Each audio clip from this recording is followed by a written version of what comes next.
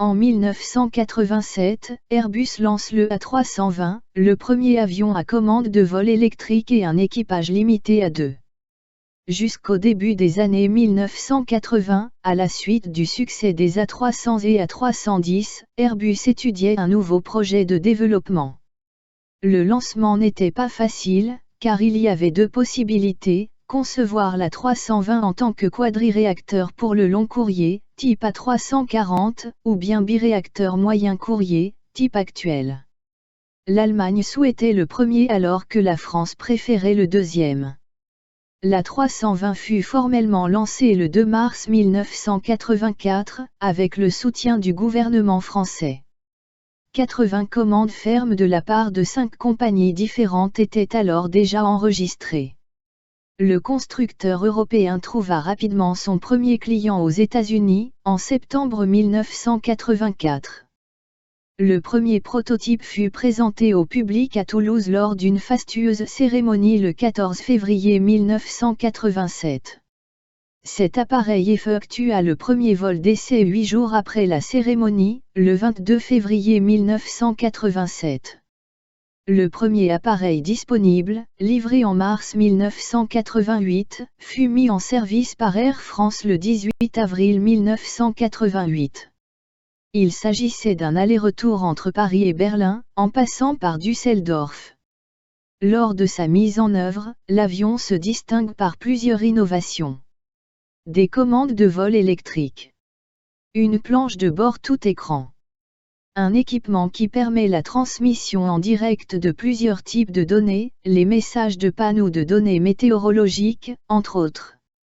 Il peut être piloté avec seulement 2 membres d'équipage.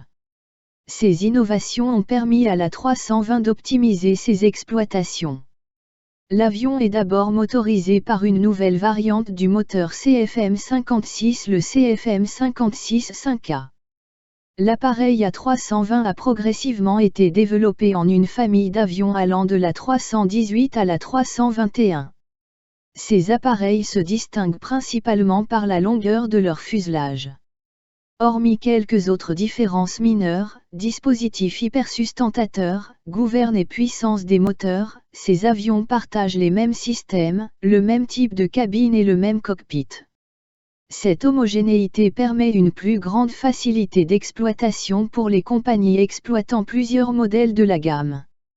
En janvier 1995, Airbus célébra en grande pompe sa 500e livraison avec son client.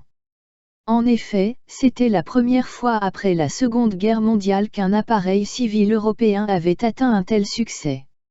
Le 5000e exemplaire fut livré en janvier 2012. En 2014, on estimait qu'Airbus devait livrer son 10 millième A320 en 2021.